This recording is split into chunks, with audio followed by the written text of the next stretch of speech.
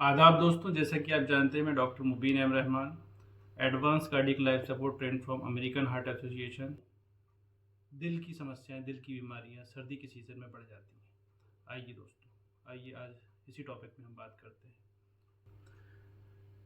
सबसे पहले हम जानेंगे कि हार्ट अटैक सर्दियों के सीज़न में क्यों होता है। जैसे कि आप देखते होंगे, जिस तरह से हमारी स्किन की ऊपरी परत सूखी पड़ जाती है, इसे पानी की ज़रूरत होती है। हम कोल्ड क्रीम्स वगैरह लगाकर इसे हाइड्रेटेड रख तो सकते हैं, लेकिन इसी तरीके से जो अंदर के टिश्यूज़ होते हैं, जो ब्लड सेल्स होते हैं, वो कहीं ना कहीं डिहाइड्रेटेड होने के बाद में वेजो कॉन्स्ट्रिक्शन करते हैं। जो ब्लड वेसल्स होती हैं, जो खून की आवा और जाही के लिए जो हमारी नसें होती हैं, जो तंत्रिकाएं होती हैं, वो सिकुड़ सी जाती हैं। वो हमारे हार्ट में हाइपरटेंशन मतलब हाई ब्लड प्रेशर को क्रिएट करती हैं, जिससे हमारे हार्ट का जो है लोड बढ़ जाता है। कहीं ना कहीं वेजो कॉन्स्ट्रिक्शन होने की वजह से हमारा ब्रेन जो होता है, वो हार्ट को वो सेंसरी सिग्नल्स देता है, जिसकी वजह से बहुत ज़्यादा स्ट्रेस बढ़ जाता है। और भी ऐसी बहुत सारी वजह हैं जो सर्दियों के सीज़न में हार्ट अटैक की वजह बनती हैं। बहुत सारे लोग जो स्मोकिंग करते हैं, आप देखेंगे नॉर्मली वो अगर 5 सिगरेट पी रहे हैं, तो ठंड की सीज़न में उनको ऐसा लगता है, जो उनकी गलत भ्रांति, वो 10 सिगरेट पीने लगते हैं। बहुत सारे लोग ड्रिंक करते हैं, वो ड्रिंक अपनी बढ़ा देते हैं। उनको ऐसा लगता है कि ये ड्रिंक करने से उनके अंदर में गर्माहट आ रही है। बिल्कुल भी ऐसा नहीं। बहुत सारे डायबिटीज़ के मरीज़ ऐसे हैं कि ठंड के सीज़न में खाना ज़्यादा खाया जाता है। ज़्यादा खाना खाने के बाद में दिल का स्तर बढ़ जाता है, और बेड रिडन ज़्यादा होने की वजह से हार्ट का खतरा बढ़ जाता है। बहुत सारे ऐसे मरीज़ जो बाकी दिनों में कहीं न कहीं फ्रेश एयर ले लेते हैं।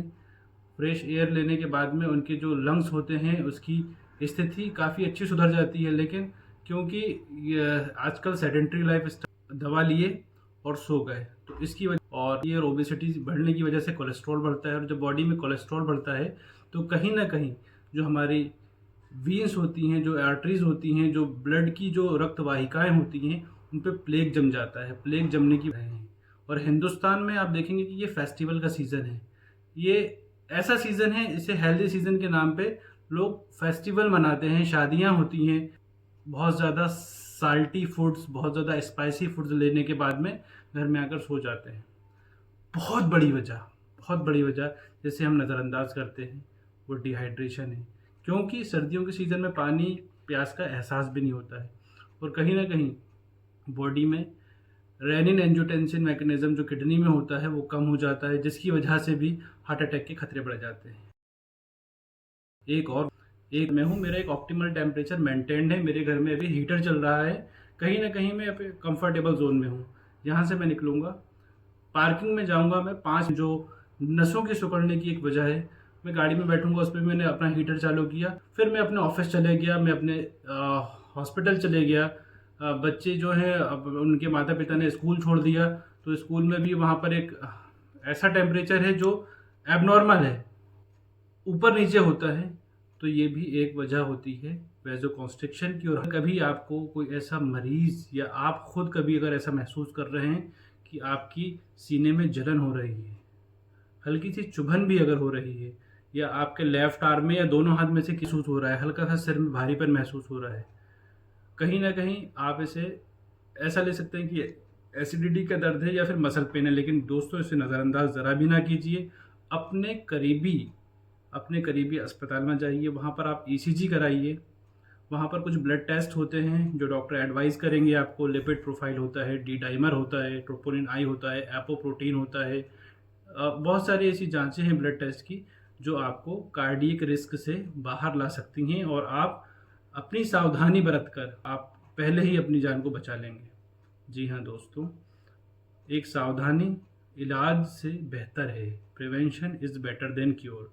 मैं आपसे यही आग्रह करूँगा कि इंडिया को हार्ट अटैक फ्री बनाने में हमारी मदद करें। इस वीडियो को ज़्यादा से ज़्यादा शेयर करें। हमारी टीम जो है, कुछ हार्ट अटैक किट्स भी बांट रही है, लेकिन वो सिर्फ रिमोट एरियाज़ के लिए हैं। जो लोग ऐसे जो बहुत ज़्यादा लगभग 2.5 से 3 घंटा जिन्हें हार्ट हॉस्पिटल पहुंचने में लगता है, वहां तक हमारी टीम कुछ मेडिसिन है जिस पे मैं अवेयरनेस भी फैला रहा हूँ कि बहुत सारे लोग आज के टीबीएस सर्जन के पास में जाएँ, किसी कार्डियोलॉजिस्ट के पास में जाएँ। कुछ मेडिसिन हम लोगों ने, जैसे एटॉर्वास्टेटिन है, एक डिस्प्रिन की टैबलेट है जो यूजुअली सिर दर्द के लिए यूजुअली मेडिकल स्टोर में अवेलेबल होती हैं, लेकिन वो भी बिना डॉक्टर के प्रिस्क्रिप्शन के, बिना डॉक्टर के एडवाइस के नहीं लेना है।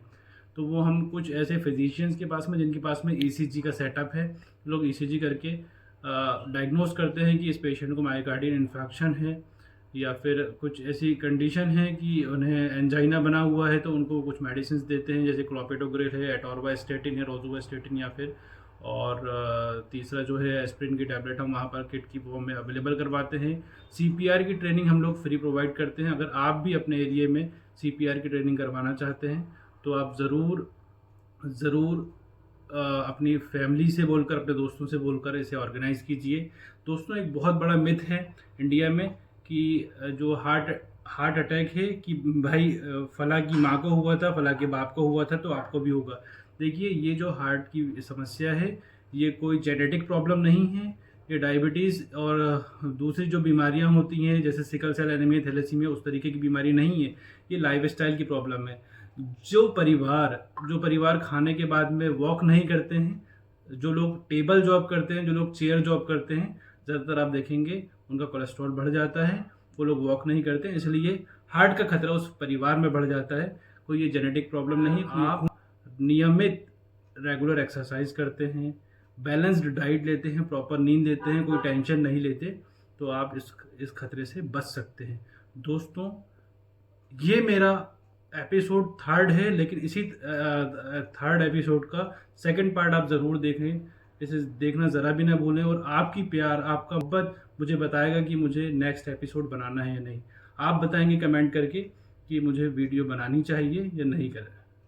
वैसे तो मेरे बहुत सारे ऐसे लोग जो मुझे दूसरी गल्फ़ कंट्री से जुड़े हुए हैं, येस्टरडे नाइट मेरे पास फ़ोन भी आया, उन्होंने बहुत अप्रिशिएट किया और उन्होंने बोला कि डॉक्टर साहब आप हार्ट अटैक की वीडियो ज़रूर बनाएंगे, मुझे इंतज़ार है। मेरे एक बहुत पुराने मरीज़ जो मेरी क्लिनिक डॉक्टर्स हेल्पलाइन से जुड़े हुए थे, मेरे भांजे के थ्रू उनसे मुलाकात हुई थी। वो गुड़गांव के रहने वाले हैं, वो आजकल पुणे में अपनी सर्विसेज दे रहे हैं। उन्होंने भी बोला कि डॉक्टर साहब मुझे आपकी हार्ट अटैक वाली वीडियो का इंतज़ार रहेगा, क्योंकि आपने इनिशियली मुझे उस प्रॉब्लम से निजात दी थी। तो डॉक्टर साहब, मैं आपको ज़रूर सुनना चाहूँगा। हर वो मरीज़ जो ऐसी समस्या से पीड़ित है उसको ये समर्पित है। दोस्तों, इस वीडियो को अपने करीबियों के साथ में शेयर करें और इस वीडियो को लाइक करें और चैनल को सब्सक्राइब करना ना भूलें। धन्यवाद।